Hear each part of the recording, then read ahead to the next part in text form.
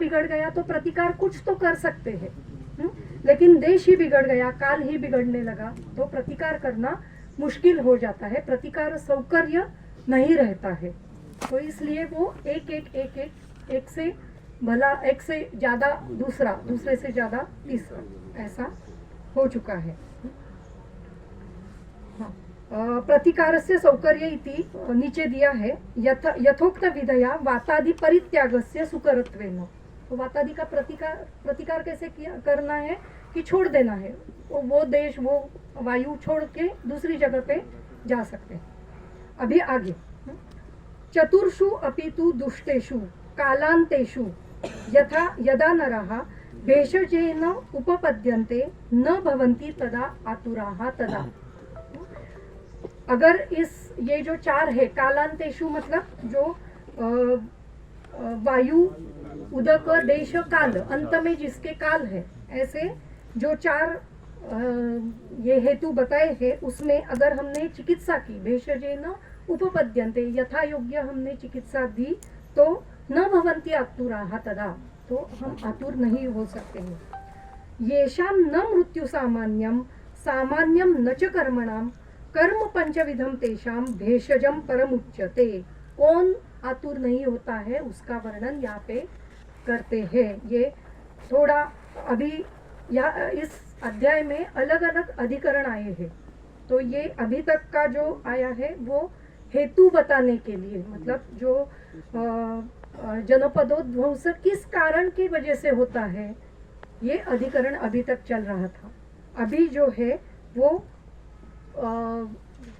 किनको ये किन लोगों में ये दिखाई देता है, या फिर कौन लोग इसमें व्याधित हो सकते हैं, उनके बारे में ये बताने के लिए ये दूसरा अधिकरण शुरू हो गया है।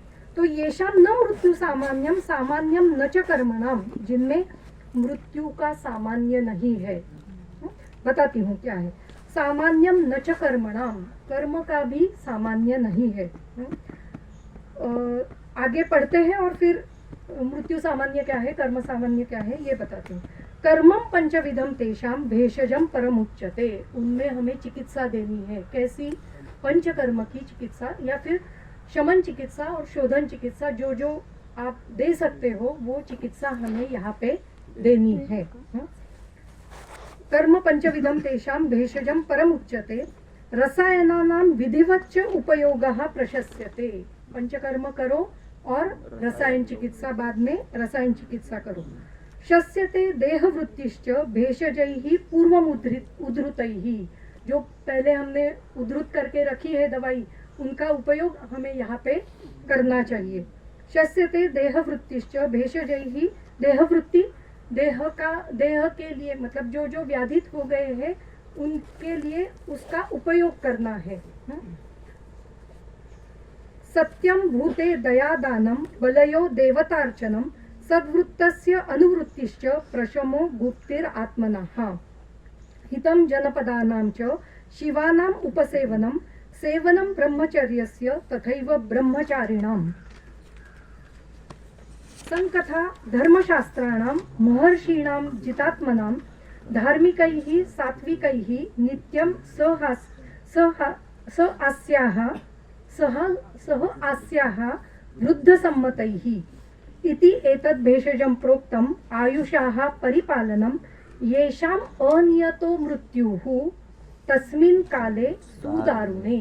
इस सुदारुण काल में जिनकी मृत्यु अनियत है, जिनकी मृत्यु और अनियत, नियत मतलब निश्चित मृत्यु है, अनियत मतलब जिनकी मृत्यु निश्चित नहीं है। हमें समझ में आ रहा है कि इनको मृत्यु आने वाली नहीं है, ये व्याधित है, लेकिन मृत्यु आने वाली जैसे व्याधियां नहीं है, असाध्य व्याधि की ओर नहीं जा रहे हैं, उनको हमें ये देना है। और किनको? न मृत्यु सामान्यम न च सामान्यम कर्मणा, जिनका मृत्यु सामान्य नहीं है। तो मृत्यु सामान्य का मतलब ऐसा है जिनका कर्म ऐसे हुआ है, जो पूर्व जन्म का कर्म, क्योंकि हमारा जो ग्रंथ है या फिर जो आयुर्वेद शास्त्र है ये पूर्व जन्म पर उसका मतलब विश्वास रखता है, ये वेदों से आया है, ये इसलिए हम पुनर्जन्म मानते हैं। और इसमें जो पहले जो हमारे कर्म है, पूर्व जन्म के कर्म है या फिर इस जन्म के जो कर्म है, इसमें मृत्यु सामान्य नहीं है, उसका फल जो है वो मृत्यु नहीं है। इसका जो फल मिलने वाला है उसमें अनेक सारे लोगों में समान मृत्यु नहीं है, इनमें हमें चिकित्सा करनी है। और क्या है, कर्म सामान्य नहीं है, जिनका खुद का अलग मतलब प्रति पुरुष जो कर्म है उसमें भी सामान्य नहीं है। समान कर्म जिनका नहीं है, मतलब उन्होंने अलग अलग कर्म किए होंगे, लेकिन मृत्यु शायद समान एक काल में ही, उसी काल में आने वाली है। कोरोना में हमने देखा कि बहुत सारी मृत्यु हो गई है, अनेक सारे लोग एक साथ मर गए। क्यों मर गए? तो ये मृत्यु सामान्य है। एक सिंपल उदाहरण दूं, एक प्लेन होता है, प्लेन में अलग अलग प्रकार के अलग अलग जगह के लोग टिकट बुक करते हैं, वो एक साथ प्लेन में बैठते हैं और प्लेन क्रैश होकर सबकी एक उस सेम समय में मृत्यु होती है। तो ये क्यों हुई? वो वही लोग उसी प्लेन में क्यों आए? क्योंकि उनका मृत्यु समान था, समान प्रकार का मृत्यु, समान काल में उतनी ही आयु का, उन सबका मृत्यु सामान्य था। तो उनकी हम चिकित्सा नहीं कर सकते, वो होने ही वाला है।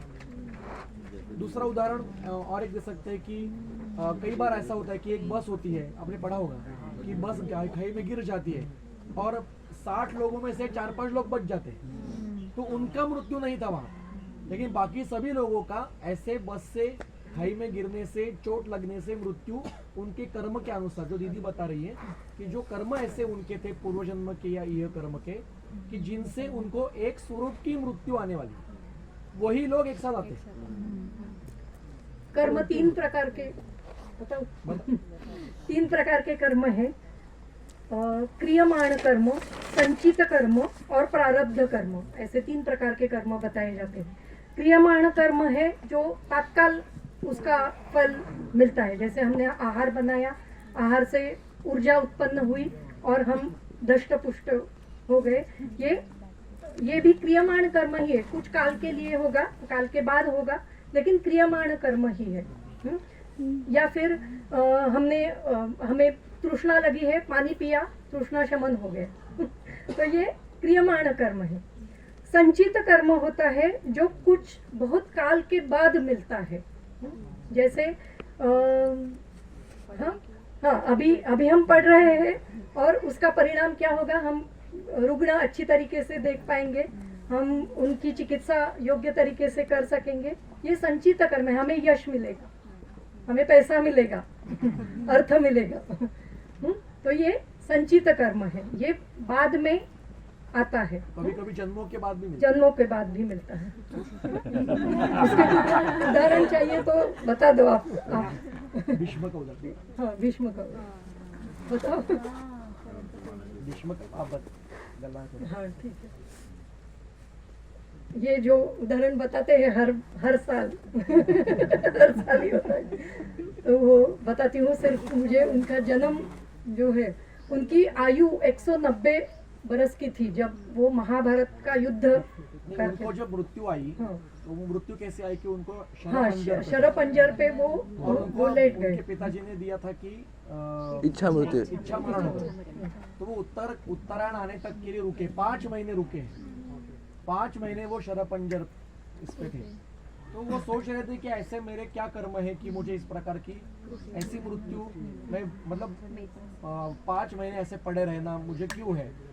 तो वो विचार करते करते 60 जीवन पहले चले गए, 60 बर्थ पहले आयु में जाते हैं, तो भी उनको ऐसे कोई मिला नहीं ऐसा करो पास्ट लाइफ। तो एक दिन कृष्ण उनको मिलने के लिए आए, तो उन्होंने पूछा कि आप तो योगीश्वर हो, आपको पता होगा कि मेरे किस कर्म का फल है। तो वो कृष्ण ने कहा कि जहाँ तक पहुँचे हो और एक जन्म पीछे जाओ। ये महाभारत में है, अनुशासन पर्व में।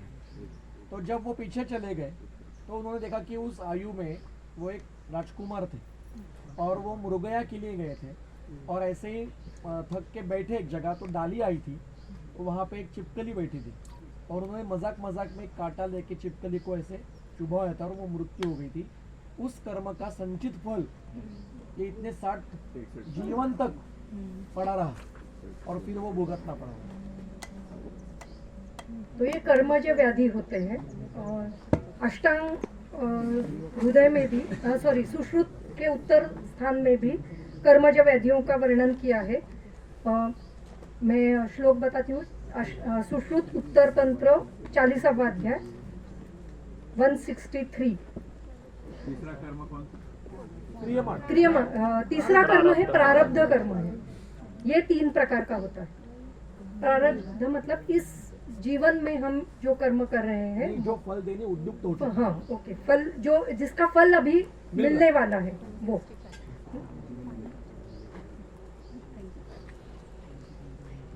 तो 3 प्रकार के व्याधि होते हैं। एक तो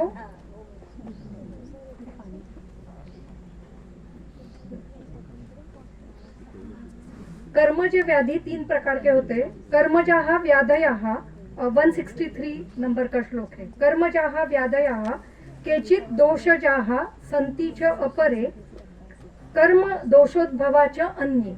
मतलब कुछ व्याधि जो होते हैं वो दोषज होते हैं, मतलब निज दोष से आने वाले व्याधि। कुछ होते हैं वो कर्मज होते हैं, केवल कर्म से आने वाले व्याधि। और कुछ व्याधि होते हैं वो कर्म दोषोद्भव व्याधि होते हैं। बहुत बार ऐसे होता है कि हम चिकित्सा करते हैं पेशेंट की और रिजल्ट ही नहीं मिल रहा है। बिल्कुल सब चिकित्सा करके आए हैं, एलोपैथी किया उन्होंने, आयुर्वेदिक किया, होम्योपैथी किया, लेकिन रिजल्ट बहुत बार इनफर्टिलिटी में ऐसे दिखाई देता है कि रिजल्ट ही नहीं आ रहे पेशेंट। सब किया हमने, पंचकर्म किया, उत्तर बस्ती की, दोषों का शमन किया, वो जो परिपालन कर रहे हैं, परिहेज का पालन कर रहे हैं, पथ्य का पालन कर रहे हैं, वो भी योग्य तरीके से कर रहे हैं, लेकिन फिर भी रिजल्ट नहीं मिल रहा है। तो ऐसे जो व्याधि होते हैं उन्हें कर्मज व्याधि, केवल कर्मज व्याधि ऐसे हम कह सकते हैं। उसका अगर फिर से कुछ उदाहरण याद आया तो मैं बता दूंगी। कुष्ठ में तो हाँ, कुष्ठ व्याधि तो कर्मज ही बताया जाता है, लेकिन फिर भी अगर दोष कम बलवान है तो वो कम हो जाता है।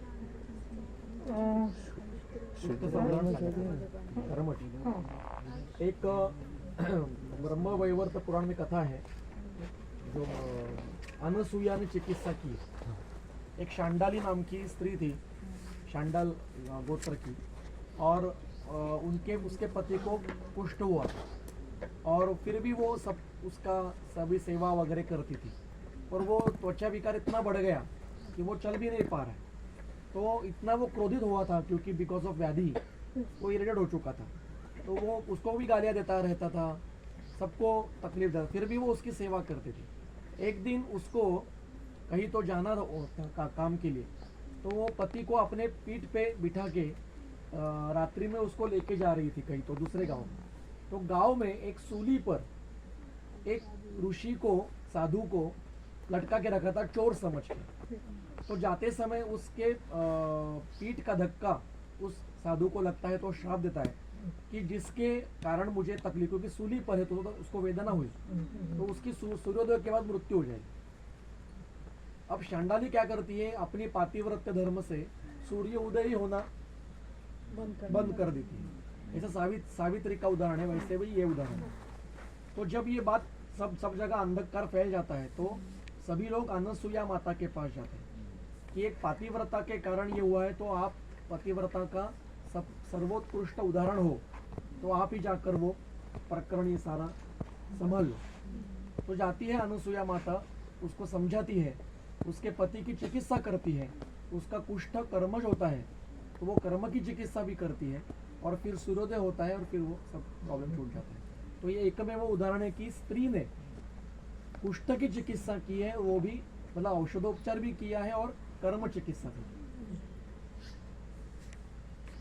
ते एक आहे ना म्हणजे जमदग्नि सरांनी एकदा एक उदाहरण दिलं होतं मागे त्यांचे जमदग्नि सर ने एक बार एक उदाहरण दिया था इसके लिए एक उनके पास एक पेशेंट आई थी 15 साल से ट्रीटमेंट ले रहे थे वो मतलब अलग अलग जगह पे उन्होंने पूरा पंचकर्म वगैरह सारा हुआ था फिर भी वो ठीक नहीं हो रहे थे फिर वो जमदग्नि सर के पास गए सर बोले तुझा तो ऑलरेडी तुम्हारा तो ऑलरेडी सब हो चुका है पंचकर्म हो चुका है सारा हो चुका है इनफर्टिलिटी की पेशेंट थी फिर बोले तू एक काम कर उनके जो गुरु है कोल्हापुर में तो उनके पास जा बोले तू तो उनको दिखा सुबह सुबह वो चली गई वहाँ पे तो उन्होंने वो उनको दिखाया महाराज को तो वो बोले ये तेरी सास ने जो म्हणजे तिची जी सासू होती ती सावकारकी करायची हिंदी में क्या बोलते उसको हाँ सावकारी करती थी तो उस वजह से तेरे को नहीं रह रहा तो रास्ते में जाते वक्त जो पहली स्त्री मिलेंगी उसको तू मतलब जो साड़ी वगैरह ऐसा कुछ कर बोले तेरे को रह जाएंगी तो उसने वो करने के बाद अगले महीने में उसका रिपोर्ट पॉजिटिव आया था तो ऐसा कर्म जो है उसका इससे ही होता है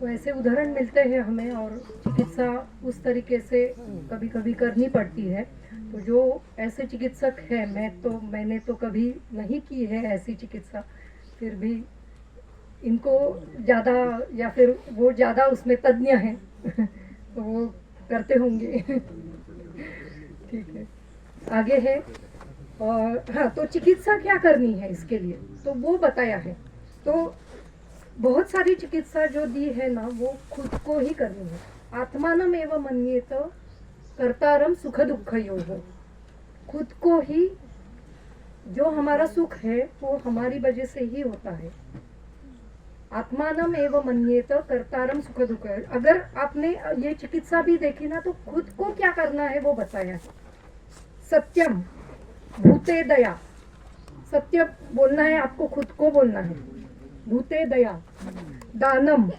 बलि देवतार्चनम देवताओं को अर्चना देना सद्वृत्तस्य अनुवृत्ति ये बलि जो है वो देवताओं को जो पसंद है वो हमें देना है ऐसा अर्थ लेना है दुर्वा देना ये भी एक प्रकार की बलि है सद्वृत्त अनुवृत्ति सद्वृत्त की अनुवृत्ति करना है अनुवृत्ति मतलब फिर से सदाचरण ही करना है प्रशमो गुप्तिर आत्मना हाँ आत्मा की रक्षा करनी है सभी साहसों से खुद की रक्षा करनी है साहस नहीं करना है अगर आपको मालूम है मृत्यु है तो साहस करने के लिए क्यों जाना है नहीं जाना है आत्मानम एवं मन्येत कर्तारम सुख दुख योग गुप्ति ही रक्षा मंत्र रक्षा दिया है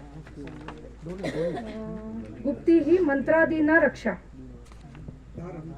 मंत्र इत्यादि धारण करना मंत्र मणि क्या कहते हैं वो ताबीज ताबीज वगैरह कवच योग्य लोगों के पास जाकर वो धारण करना है जो सद्वृत्त वो भी खुद सद्वृत्त करते हैं जो गुरु है ऐसे लोगों के पास जाकर करना है हितम जनपदानाम च तो गुरु के पास जाना है इसका मतलब जो सदाचरण करते हैं उनके पास में ही आप जा रहे हो तो अपना खुद का वलय भी वो जो बिगड़ गया है वो अच्छा हो जाता है हितम जनपदानाम च शिवानाम च उपसेवनम हितकर जो जनपद है जो हमें चाहते हैं हमारा हित करना चाहते हैं उनके साथ रहना है और कल्याणकारक चीजों का सेवन करना है सेवनम ब्रह्मचर्यस्य तथैव ब्रह्मचारिणाम ब्रह्मचर्य का सेवन करना है और उनके साथ ही रहना है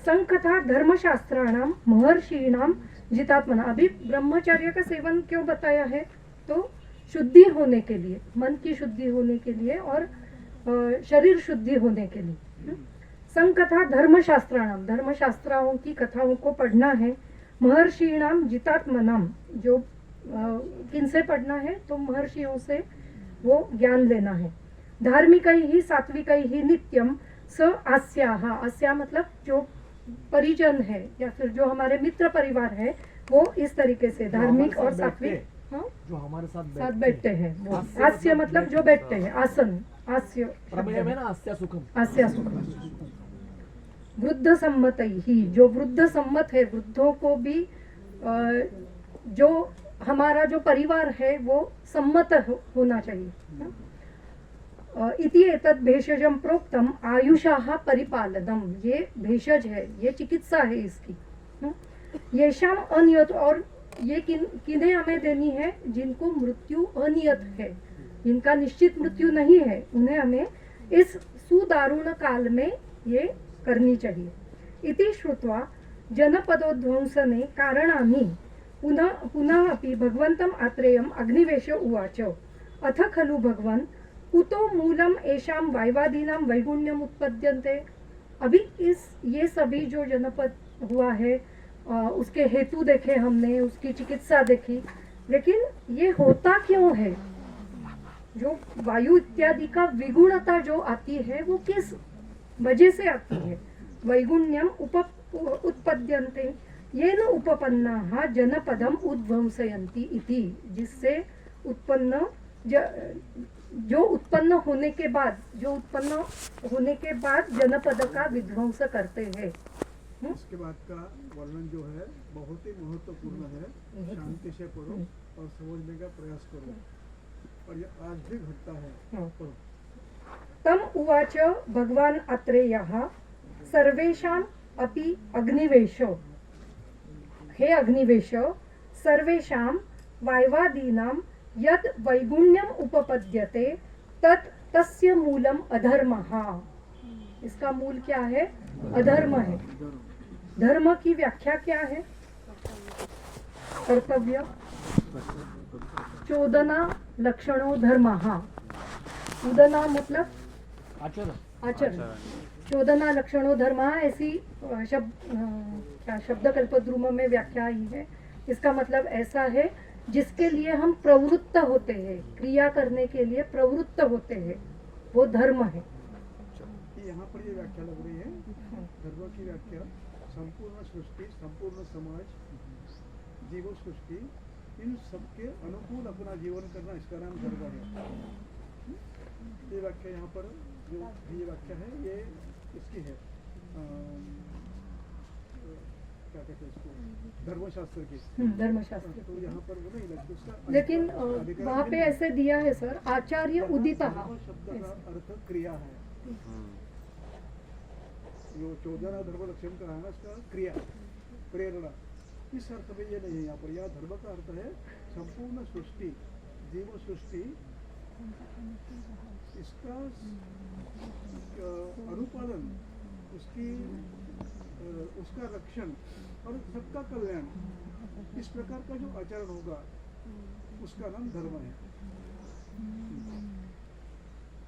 तो हमारा जो कर्तव्य है वो हमें यहाँ पे करना है। तो मैं अगर स्त्री हूँ तो मेरा कर्तव्य क्या है ये मुझे समझना है।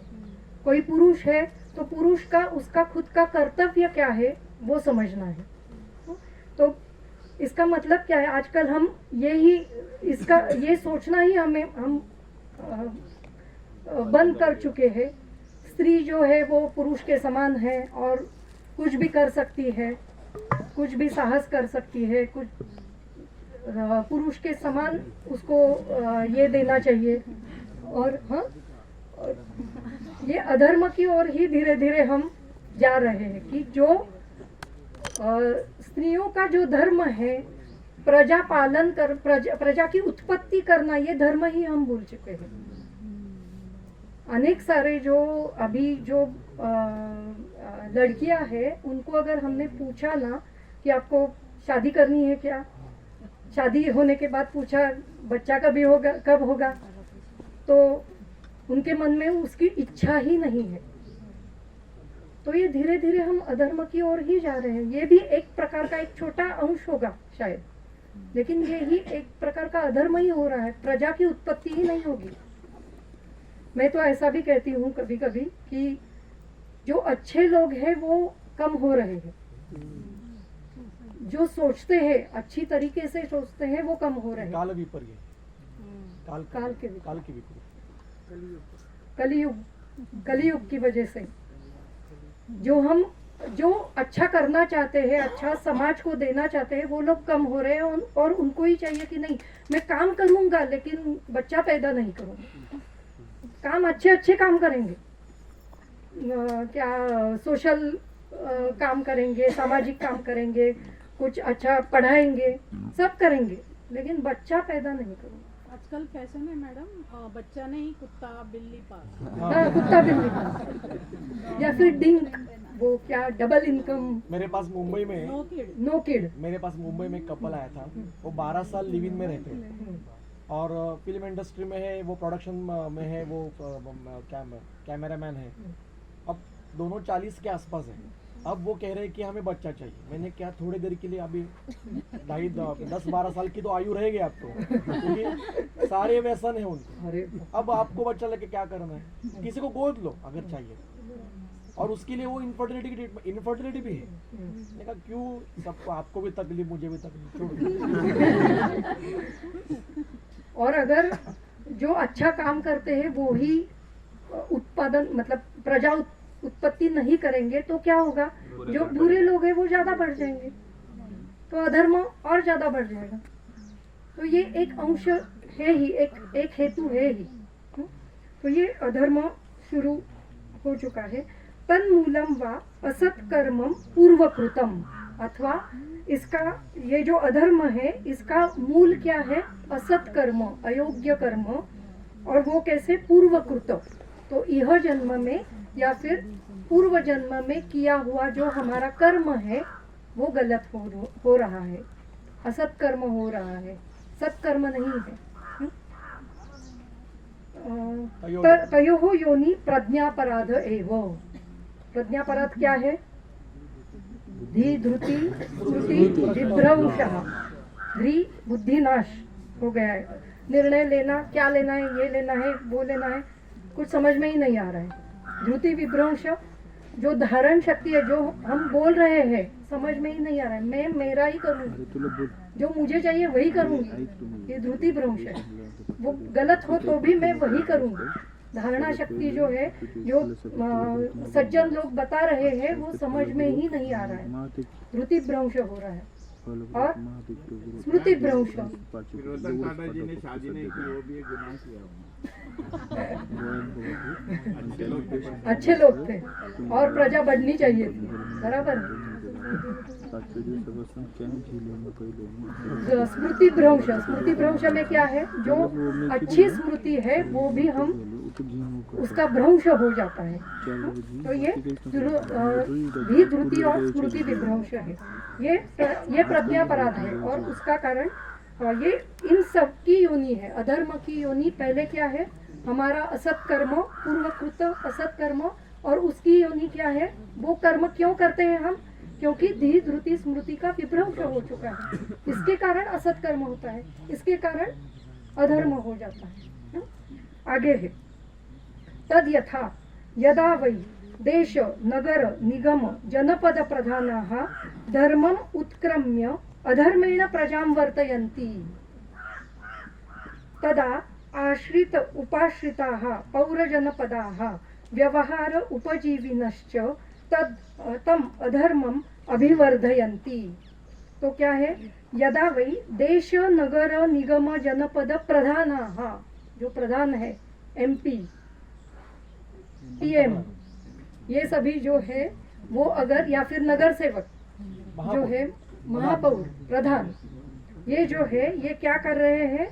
धर्मम उत्क्रम्य, धर्म का विनाश करते हुए अधर्मेण प्रजां वर्तयन्ति, अधर्म से प्रजा का पालन करते हैं, वही अधर्म करते हैं पहले। तो क्या होता है? तदा आश्रिताः उपाश्रिताः, जो उनके आश्रित है और उपाश्रित है, जो बाहर से आए हैं, बाहर के देश से जो आए हैं और जो यहाँ के आश्रित है, वो क्या होता है? पौरजनपदाः व्यवहार उपजीविनश्च, जो व्यवहार करते हैं उनके देश में, वो क्या होता है? तम अधर्मम अभिवर्धयन्ति, उनके जो मंत्री वगैरह है वो सब ये अधर्म जो है वो बढ़ाते हैं, अभिवर्धयन्ति। यथा राजा तथा प्रजा, राजा ही पैसे खाएगा तो सब धीरे धीरे सब खाना शुरू कर दे।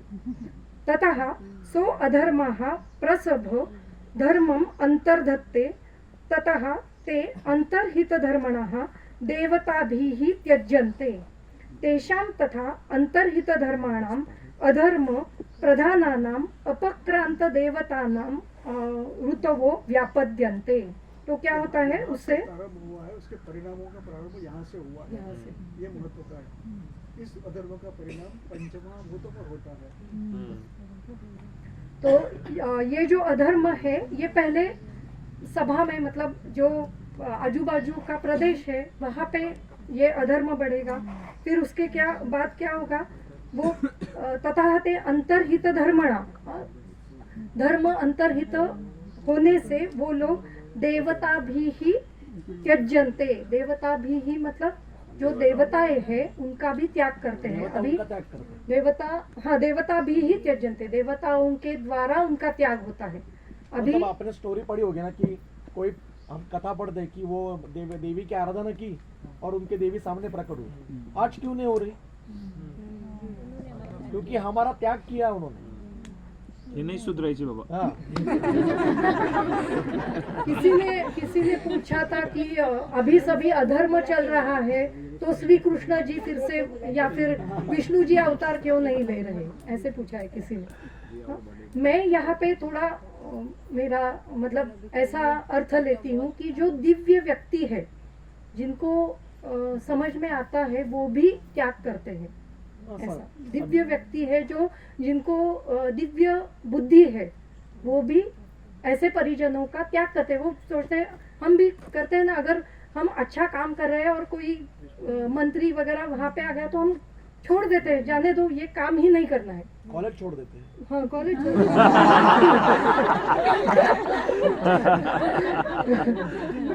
अगर कोई सामाजिक काम बहुत अच्छी तरीके से कर रहा है, उसको बुद्धि है कि समझो क्या जलाशय साफ करना है, ऐसे कोई लोग आ गए हैं, लेकिन अगर वहाँ पे कुछ मंत्री आ गए, ये आ गए और उन्होंने वो काम बंद करवा दिया, रुकवा दिया, क्या करेंगे वो लोग? छोड़ देंगे।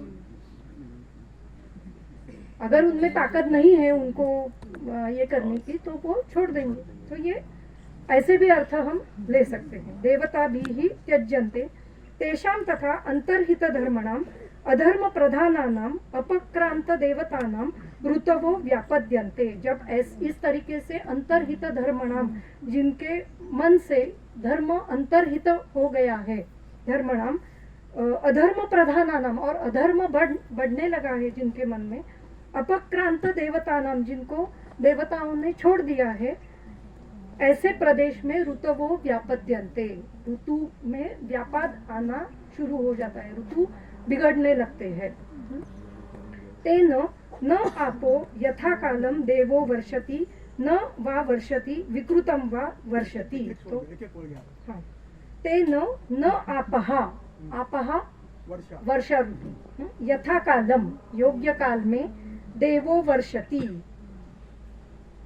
सर इसका स्पष्टीकरण देना चाहते हैं। देवो वर्षति ऋतु जो वर्षा होने का समय है वो यथाकाल नहीं होता है। न वा वर्षति, या फिर होता ही नहीं, या फिर विकृत होता है, विकृतम वा वर्षति, विकृत होता है, दुष्ट हो जाता है, बहुत अधिक मात्रा में होता है, या फिर कम दुष्काल आ जाता है, तो बह जाते हैं, पूरा डूब जाता है, कुछ कुछ भी होता है। वाता न सम्यक अभिवांति, वायु भी योग्य तरीके से नहीं बहता है। क्षिति ही व्यापद्यन्ते, भूमि भी व्यापादित हो जाती है। सलिलानि उपशुष्यन्ते, जो जलाशय है वो शुष्क हो जाते हैं। औषधयः स्वभावं परिहाय आपद्यन्ते, यहाँ पर हमें भोजन में और औषधि देते हैं, फलपाकांता फलपाकांता औषधयः, नहीं होती एकदम से। औषधयः स्वभावं परिहाय, उनका जो स्वभाव है वो छोड़ देते हैं। पर तो आजकल हमें मिलता है जो टेस्ट जो होती है हमारे खाने में वही नहीं मिलती है। संपत जो वो संपत समाप्त हो जाता है। समाप्त हो जाता है, उसके गुण जो है योग्य मात्रा में हमें नहीं मिल पाते हैं, उसकी रस वीर्य गुण प्रभाव ये सभी बदल जाते हैं। स्वभावं परिहाय उत्पद्यन्ते विकृतिम, और विकृति उत्पन्न हो जाती है। तद उद्वंसन्ते जनपदाः स्पृश्य अभ्यवहार्य दोषात्, और उससे क्या हो जाता है, जनपद उद्वंस, जनपद का विध्वंस हो जाता है। किस वजह से? स्पृश्य, स्पर्शन की वजह से, और अव्यवहार्य जो खाना हम खाते हैं उसमें ही दोष उत्पन्न हो जाते हैं। तो ये औपसर्गिक रोग है जो उपसर्ग से आते हैं, स्पर्श से आते हैं। जो अव्यवहारण, जो खाना है, जो पानी है, उससे आ रहे हैं, उसमें दोष निर्माण हो रहे हैं। स्पर्श में दोष निर्माण हो रहा है। कोरोना में क्या हुआ, स्पर्श भी नहीं कर सकते हैं दूसरे व्यक्ति को। तो स्पर्श, अव्यवहार्य खाना पीना, उसमें दोष आने की वजह से ये सभी होता है। ये एक कारण है, ये जो जनपद का एक कारण है अधर्म। दूसरा है यहाँ पे उन्होंने आगे है, अभी हमने कारण वैसे भी पहले भी देखे हैं। 23 करून झालं ना. हाँ, थांबूया का? हाँ, थोडं फिरून मग फिरून मग परत. तथा शस्त्र प्रभवस्य, अभी दूसरा कारण है शस्त्र प्रभव के कारण जो युद्ध होते हैं उसमें ये होता है। तथा शस्त्र प्रभवस्य अपि जनपदोध्वंसस्य अधर्म एव हेतु भवति। वहाँ पे भी अधर्म यही हेतु है। हमें आजकल हम सुनते हैं रशिया और यूक्रेन चल रहा है, चीन और हमारी बॉर्डर, पाकिस्तान और हमारी बॉर्डर इजराइल में, ये सभी जो है ये अधर्म की वजह से ही चल रहा है। अधर्म एव हेतु भवति। ये अति प्रवृद्ध लोभ, क्रोध, मोह, माना, हाँ, देश का अभिमान बढ़ गया। देश में रहने वाले लोगों का अभिमान बढ़ गया। ये मेरा ही देश है, ये बॉर्डर मेरी है, अभिमान बढ़ गया। क्रोध बढ़ गया, क्रोध, मान की वजह से क्रोध बढ़ गया। लोभ बढ़ गया,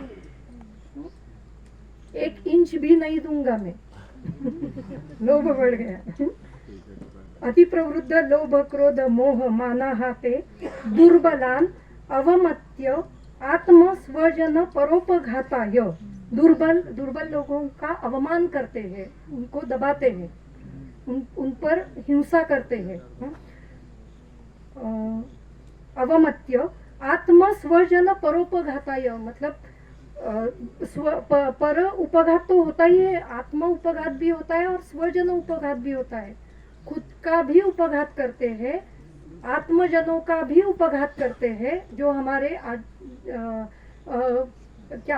जो रिलेटिव है उनका भी, और जो परजन है, जो शत्रु है, उनका भी उपघात करते हैं। महाभारत में यही हुआ। यादव, उनका भी यही हुआ। या जो खुद को बॉम्ब लगा के जाते, क्या सुसाइड बॉम्बर। शस्त्रेण परस्परम अभिक्रामति, और शस्त्र से एक दूसरे को मारते हैं। परान्वा अभिक्रामति, या फिर दूसरों पर आक्रमण करते हैं। दूसरों द्वारा मारे जाते। हाँ, परान्वा अभिक्रमण, दूसरों के द्वारा नहीं, दूसरों लोग परान द्वितीय, दूसरों को अभिक्रामति। परैहि वा अभिक्राम्यते, दूसरों को द्वारा मारे जाते हैं। समझ में आया?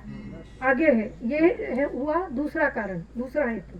तीसरा है रक्षोगणादि भी ही। हाँ, अभी जो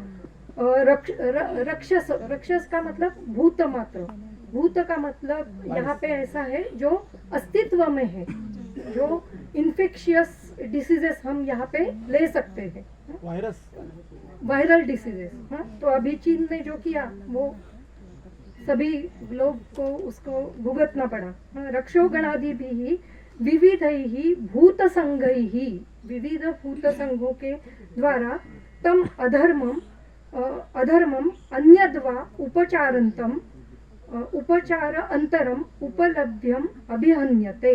या फिर किसी दूसरे चीज से अगर रक्षोगण नहीं भेजे तो वायु, अगर दूषित वायु छोड़ दिया, दूषित जल कर दिया तो क्या होगा? वहां से अगर किसी देश से दूसरे देश में पानी आ रहा है और वो दूषित ही कर दिया तो क्या होगा? वो लोग मारे ही जाएंगे। तो अन्यद्वा में ये सब लेना है। वायु दूषित कर सकते हैं या फिर जल दूषित कर सकते हैं, पूरा जो वातावरण है वो दूषित, एनवायरमेंट दूषित कर सकते हैं, ये सभी होता है। या फिर आजकल तो इससे भी ड्रोन से, पेजर से, वो भी इसमें अन्यद्वा में हमें ले सकते हैं।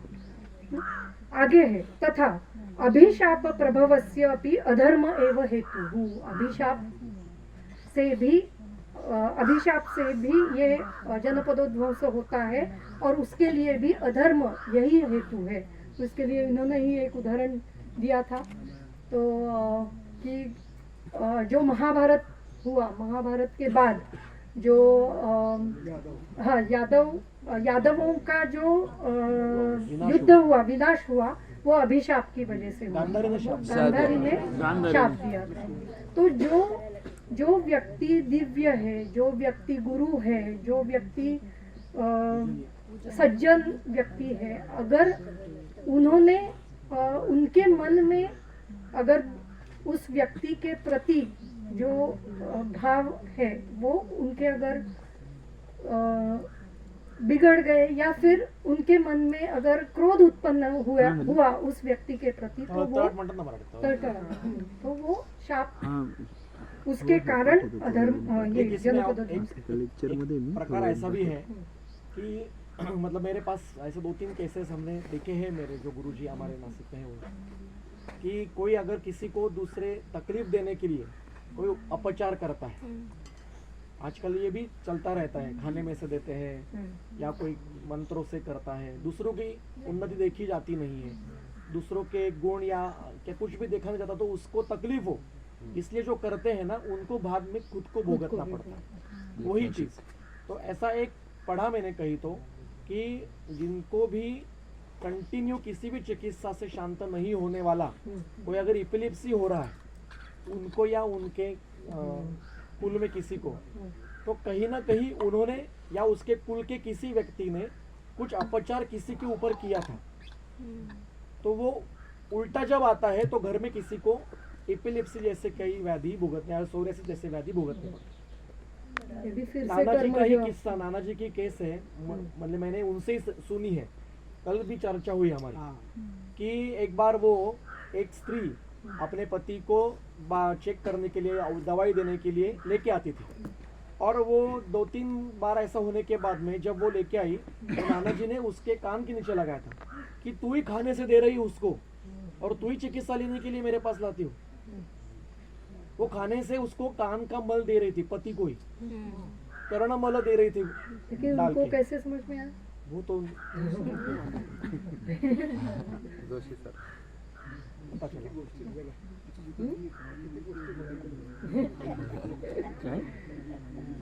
ये लुप्त धर्माणु धर्मात आपेतः ते गुरु वृद्ध कौन कौन से लोग हैं वो देखो, गुरु वृद्ध सिद्धर्षि पूज्य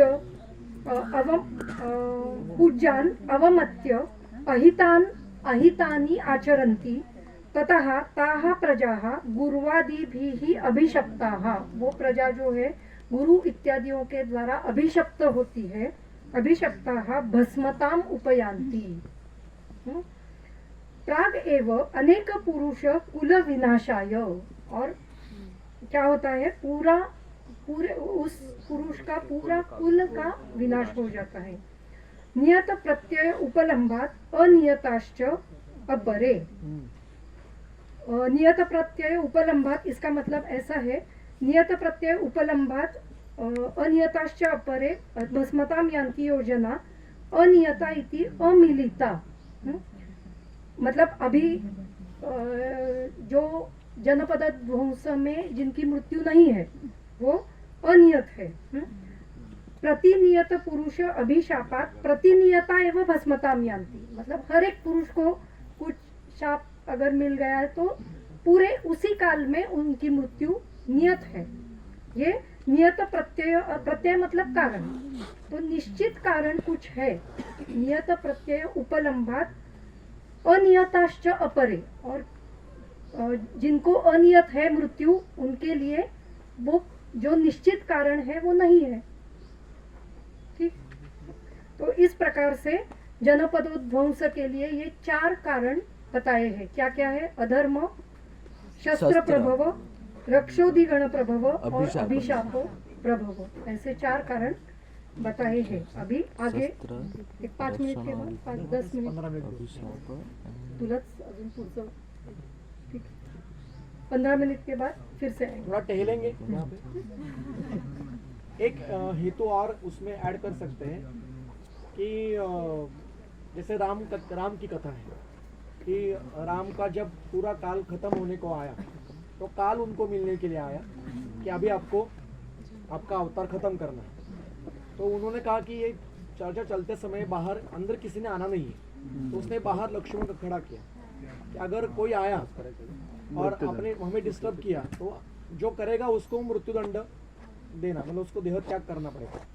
तो जब ये चर्चा चल रही थी तो दुर्वासा ऋषि आ गए वहाँ और दुर्वासा कहने लगे कि देखो आप मुझे अंदर जाने दो, राम को मुझे अभी मिलना है, नहीं तो मैं अयोध्या भस्म कर दूँ। तो लक्ष्मण घबरा गया, उसने कहा पूरी अयोध्या भस्म मत करो, मैं अकेला देह त्याग कर दूंगा। तो लक्ष्मण अंदर गया और राम को उन्होंने कहा कि ऐसा ऐसा है। तो राम को बहुत दुख हुआ कि ऐसा क्यों किया तुमने। तो काल ने किया कि ये सब मेरा ही करा किया है कि मुझे ये नष्ट ही करना है आप सब कुछ। तो फिर लक्ष्मण ने देह त्याग किया।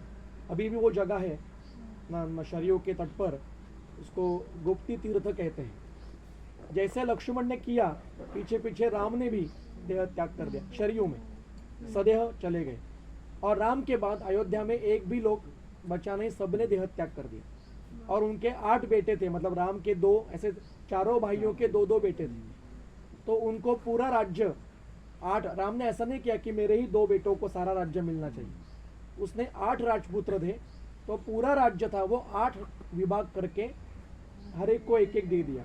उर्मिला का जो बड़ा लक्ष्मण का बड़ा बेटा था उसको जनक का राज्य दिया और वही वंश आगे चल रहा है। और जो अपने गौतम बुद्ध है ये कुश के वंश में आए।